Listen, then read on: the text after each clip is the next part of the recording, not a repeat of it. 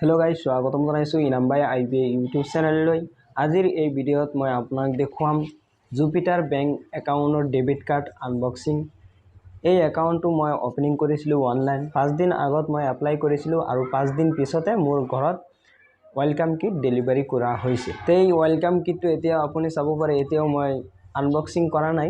এতিয়া আপোনাৰ আগত মই আনবক্সিং কৰিম। ফেডাৰেল বেংক একাউণ্টৰ লোগো আছে আৰু আগফালে জুপিটাৰৰ লোগো আছে আৰু ইয়াত মোৰ এড্ৰেছ দিয়া আছে।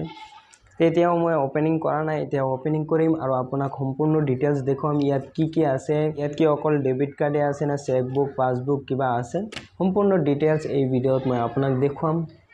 ভিডিঅ'টো স্কিপ নকৰাকৈ শেষলৈকে চাই থাকক। বলক আমি আজিৰ এই ভিডিঅ'টো আৰম্ভ কৰোঁ।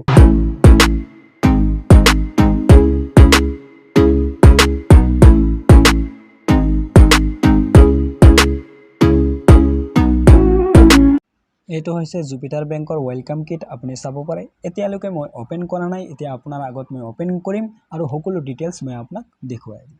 ইয়াত আপুনি ফাৰ্ষ্টতে চাব পাৰে মোৰ এড্ৰেছ দিয়া আছে। এড্ৰেছটো কিয় দিছে, কাৰণ এইটো কিন্তু পোষ্ট অফিচত অহা নাই, ডাইৰেক্ট কুৰিয়াৰ দিখিনি ডেলিভাৰী কৰা হৈছে, সেইকাৰণে মোৰ এড্ৰেছটো দিয়া হৈছে। আপুনিও যদি এপ্লাই কৰে তেনেহ'লে কিন্তু আপোনাৰ ইয়াত যদি কুৰিয়াৰৰ ছাৰ্ভিচ থাকে তেনেহ'লে কিন্তু আপোনাৰটো কুৰিয়াৰক দিখিনি পঠোৱা হ'ব, আৰু যদি কুৰিয়াৰৰ ছাৰ্ভিচ নাই তেনেহ'লে পোষ্ট অফিচত যাব পাৰে। আৰু ইয়াত আপুনি চাব পাৰে, ইয়াত লিখা আছে you are so' happy to see you get started ready to begin. আৰু জুপিটাৰৰ দুটা তিনিটাকৈ লোগো আছে। এতিয়া যদি আপুনি বেক সাইডত চাই, বেক সাইডত একোৱে নাই, ফেডাৰেল বেংকৰ লোগো আছে আৰু এইটো সাইডত এটা এড্ৰেছ দিয়া আছে। এই এড্ৰেছটো সেইকাৰণেই দিছে যে এই ওয়েলকাম কিটটো যদি ডেলিভাৰী নহয় তেনেহ'লে এইটো ৰিটাৰ্ণ কৰিবৰ কাৰণে এই এড্ৰেছত ৰিটাৰ্ণ কৰিব পাৰে। বলক দেৰি নকৰাকৈ পেকেজিংটো আনবক্সিং কৰোঁ আৰু সম্পূৰ্ণ ডিটেইলছ মই আপোনাক দেখুৱাই আছোঁ। এটা পেকেজিং খোলাৰ পিছে আৰু এটা পেকেজিং ওলাই আহিছে। এতিয়া এই পেকেজিংটো ওপেন কৰিব লাগিব। এইটো মই ওপেন কৰি আছোঁ, আপোনাৰটো আপুনি ওপেন কৰি লওক।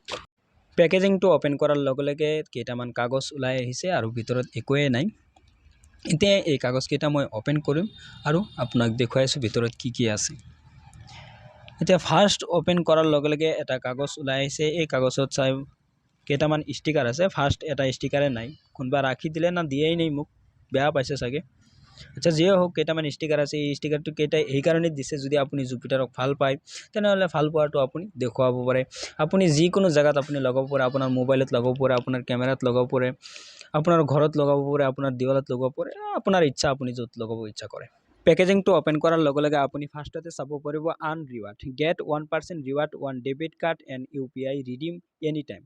আপুনি যদি ডেবিট কাৰ্ডৰ পৰা বা UPIৰ পৰা অনলাইন আপুনি যদি ট্ৰানজাকশ্যন কৰে, আপুনি সকলো ট্ৰানজাকশ্যনৰ পৰা 1% ৰিৱাৰ্ড পইণ্ট পাব। আৰু এই ৰিৱাৰ্ড পইণ্টটো আপুনি ৰিডিম কৰিবৰ কাৰণে আপোনাৰ যে জুপিটাৰ এপ্লিকেশ্যন আছে, সেই এপ্লিকেশ্যনত আপুনি আপোনাৰ যেতিয়া মনত ইচ্ছা হ'ব তেতিয়া আপুনি ৰিডিম কৰিব পাৰিব। এতিয়া যদি আপুনি বেক সাইডত চাই, বেক সাইডত কেইটামান ফিচাৰ্ছ দিয়া আছে। ইয়াত ফাৰ্ষ্টতে কৈছে যে আপোনাৰ যে ডেবিট কাৰ্ডৰ পিন, আপুনি যেতিয়া ডেবিট কাৰ্ডটো এক্টিভ কৰিছিলে তেতিয়া যি পিনটো দিয়া হৈছিল সেই পিনটোৱে কিন্তু থাকিব। আৰু 2 নম্বৰত কৈছে আপোনাৰ ডেবিট কাৰ্ডটো আপোনাৰ জুপিটাৰ এপ্লিকেশ্যনৰ পৰা আপুনি অন অফ কৰিব পাৰিব। তাৰপিছত 3 নম্বৰত কৈছে যে আপোনাৰ ডেবিট কাৰ্ডৰ পিন নিদিয়াকৈ আৰু আপুনি NFC ছাপোৰ্টত আপুনি 5000 ৰুপিজ আপুনি ট্ৰানজাকশ্যন কৰিব পাৰিব।